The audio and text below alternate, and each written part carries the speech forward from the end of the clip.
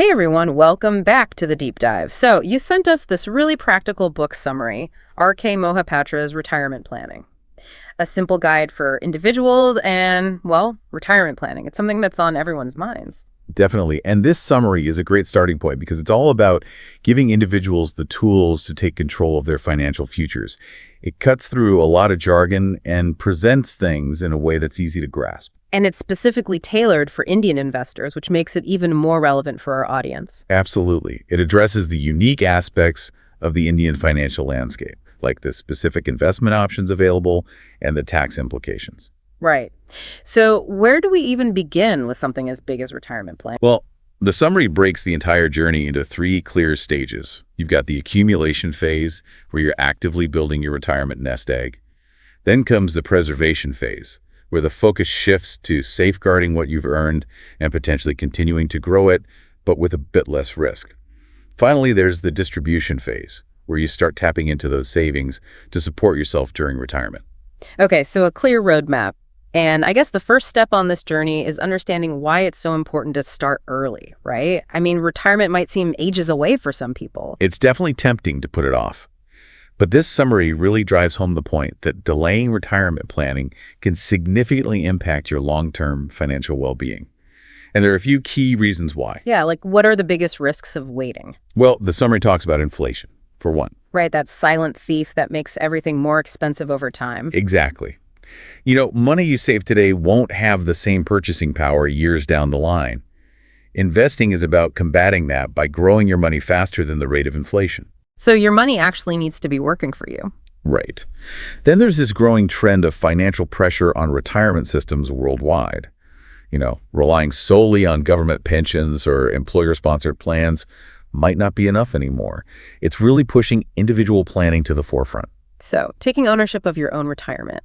But there's also that magical concept we always hear about, compounding. Ah, yes, the 8th wonder of the world, compounding. The summary explains it beautifully. Think about a snowball rolling down a hill. It starts small, but as it picks up more snow, it gets bigger and bigger, faster and faster. That's kind of how compounding works. So the money you earn starts earning even more money. Exactly. The returns you make on your investments are reinvested, and then those earnings generate their own returns. And over time, this snowball effect can have a huge impact on your wealth. The earlier you start investing, the more time you give that snowball to grow. The book summary quotes this idea perfectly. It is never too early to start saving. Saving should essentially start as soon as you start earning. And there's another quote that really resonates with me. Retirement planning should form an integral part of your financial planning. Even though retirement seems far out, planning for it should be done early on. They're not mincing words, are they? So we've got this urgency to start early, but how do we even begin to imagine what our retirement needs will be? I mean, it's so far off. Well, that's where setting realistic retirement goals comes in. And this is more than just picking an arbitrary number for your retirement fund. It's about painting a picture of your ideal post-retirement life. What are your dreams? Like travel, pursuing hobbies, spending time with loved ones. Exactly. It's different for everyone. This summary encourages you to really envision that future. What activities bring you joy? What kind of lifestyle do you want to maintain? And there are practical things to consider too, right? Definitely. The summary reminds us about potential future medical expenses, caring for family members, and any other long-term financial commitments you might have. It's about security, but also about having the freedom to actually enjoy your retirement years. Absolutely. The summary boils it down to this. Retirement planning is about building a corpus to meet your needs, commitments, and maintain your lifestyle without depending on income from employment or business. It's about building that financial independence, right? Precisely. And since everyone's dreams and circumstances are different, there's no one-size-fits-all approach. As the book summary points out, your retirement plan should be as unique as you are. It's got to reflect your goals, aspirations, risk tolerance, and the level of return you're aiming for. So really taking ownership of those choices, and speaking of personalized planning, how do we even begin to estimate those future expenses? I mean, it's hard enough to budget for the present, let alone decades from now. True, but this summary gives us a pretty stark wake-up call with an example. Oh. Yeah, it says, imagine if your monthly expenses are about 30,000 rupees right now at the age of 30. Now fast forward to when you're 60. Those same expenses, assuming a modest 4% inflation rate, could balloon to over 97,000 rupees per month. Wow, that puts things in perspective. You'd need a much larger retirement fund than you might initially think just to maintain your current lifestyle. Exactly. And the summary stresses the importance of identifying your major commitments, responsibilities, and of course, those retirement dreams. By mapping those out, you can start to get a handle on your potential future expenses, and then figure out how much you need to accumulate to generate that income in retirement. So building that retirement corpus, that nest egg, and the sooner you start, the better, right? Exactly. The summary brings it back to that early bird principle. It gives another compelling example.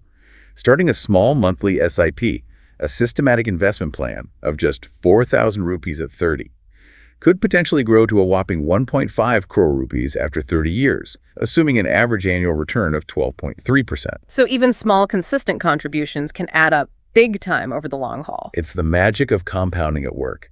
That 1.5 crore corpus could potentially generate a monthly income close to 97,000 rupees, which aligns with the inflated expense estimate we discussed earlier. That makes it so real. So once we have a grasp on those potential future needs, how do we actually start building that retirement fund? What investment strategies does the summary recommend for the accumulation phase? This is where things get exciting. The summary dives into a range of investment instruments that can play a role in building that substantial retirement corpus. And one of the key recommendations is SIPs in equity mutual funds. We keep coming back to SIPs. What makes them such a popular choice, according to the summary? Well, they offer a few distinct advantages. First, SIPs instill discipline. They require regular fixed investments, which helps you build a saving habit and avoid impulsive spending. Like setting money aside before you even have a chance to miss it. Exactly. And then there's the beauty of rupee cost averaging. This is a bit technical, but basically when markets are down, your fixed SIP amount buys you more units of the mutual fund. When markets are up, you buy fewer units. Over time, this can lower your average cost per unit, potentially enhancing your returns. So it smooths out those market ups and downs. Right. And finally, SIPs allow you to tap into the potential growth of the stock market without having to pick individual stocks, which can be, let's face it, a bit daunting for most people. So less risk and more structured growth potential. Makes sense. But what about other investment options? Does the summary mention any alternatives for the accumulation phase? Oh, absolutely. There are quite a few. For those who prefer traditional options, there are pension plans, the National Pension System, or NPS, and the Public Provident Fund, or PPF. NPS and PPF, those are familiar names. They're pretty popular, aren't they? Yes, they're both government-backed saving schemes that come with certain tax benefits, which makes them attractive. Then there's good old gold, always a favorite, either in physical form, e-gold, or through gold bonds. Ah, the allure of gold. And what about real estate? Yes, the summary mentions that too. Investing in land and buildings has always been a popular avenue, especially in India. It's seen as a pretty safe and tangible investment. Right. And then there are debt instruments like non-convertible debentures or NCDs and bonds. They offer more stable returns compared to equities, but might not match their growth potential. And finally, of course, there's always the option of directly investing in equity and equity-related instruments. This is where mutual funds come in again, as they offer a more diversified and managed approach to equity investing. It's a pretty wide range of options, but looking at this list, it's clear that the summary is subtly pointing towards a very important concept: diversification. Couldn't agree more.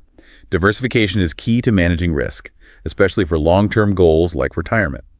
By spreading your investments across different asset classes, equity, debt, gold, and maybe even real estate, you're essentially hedging your bets. So not putting all your eggs in one basket. Exactly. Different asset classes tend to behave differently under various market conditions. Like, if the stock market takes a hit, bonds might hold their value better, or even gold could see a surge. By diversifying, you're creating a more resilient portfolio that can withstand different economic climates. So building that financial cushion, ensuring that even if one part of your portfolio dips, others can help balance things out. Right. The summary indirectly guides you towards this by presenting a diverse palette of investment options. It's all about finding the right mix that aligns with your risk tolerance and long-term objectives. And while we're busy building this diversified portfolio, we also need to be smart about taxes, right? The summary emphasizes achieving better net after-tax returns on your investments. Absolutely. Tax planning is crucial. Different investment instruments come with different tax treatments, and those can make a big difference in the long run. The summary reminds us that it's not just about maximizing returns, but also about keeping more of what you earn after taxes. Maximizing those take-home returns so you have more to reinvest and grow that retirement fund. Now, beyond investments, the summary also touches upon the role of insurance in retirement planning. Yes, specifically life insurance, and particularly term insurance. The main idea is to provide a safety net for your loved ones in case of an unfortunate event. So protecting their financial well-being, even if you're no longer around. Precisely. A well-chosen term insurance policy can cover outstanding liabilities like home loans, car loans, or education expenses for your children. This indirectly contributes to your overall retirement planning by ensuring that your family's financial future is secure. It's like taking care of those what-ifs so you can focus on planning for a brighter future. Exactly. And the summary recommends consulting a financial advisor to help determine the right level of insurance coverage based on your individual needs. Now, let's talk about something that often gets overlooked. Life throws curveballs. Our circumstances change, and we need to adapt. How does the summary address adjusting those retirement plans as we move through different life stages? Right, because what works for you at 30 might not be the best strategy at 50. That's where the other two stages of retirement planning come in: preservation and distribution. Remember, accumulation is about building that corpus. As you approach retirement, you transition into the preservation phase. Here, the priority shifts to safeguarding what you've earned, and maybe even continuing to grow it, but with a lower risk appetite. Playing it a bit safer as you get closer to the finish line. Exactly. And finally, you enter the distribution phase, where you start living off your accumulated savings. This is where the investment strategy really needs to change. So what kind of investment options are suitable for this stage, according to the summary? It lists a few. Bank deposits, government-backed schemes like the Pension Yojana and the Senior Citizen Savings Scheme, or SCSS. There are also annuity plans offered by life insurance companies, post office monthly income schemes, or MIS, and even company fixed deposits. Options that are generally considered safer and provide a more regular income stream. Exactly. The priority shifts from high growth to stability and steady income generation. And how do you actually utilize that retirement corpus during this distribution phase? Well, the summary suggests a few ways. Through the interest earned on those deposits, dividends from investments, those regular annuity payments, and of course, by strategically withdrawing from the accumulated capital. The ideal mix really depends on your individual needs, life expectancy, and desired lifestyle. It's about creating a sustainable income stream that can support you throughout your retirement. And there's another crucial aspect the summary highlights towards the end: succession and legacy planning. Absolutely. It's often overlooked, but it's a vital part of responsible financial planning. The summary stresses the importance of creating a will. To clearly state your wishes regarding the distribution of your assets, right? Yes, and also to designate responsibilities.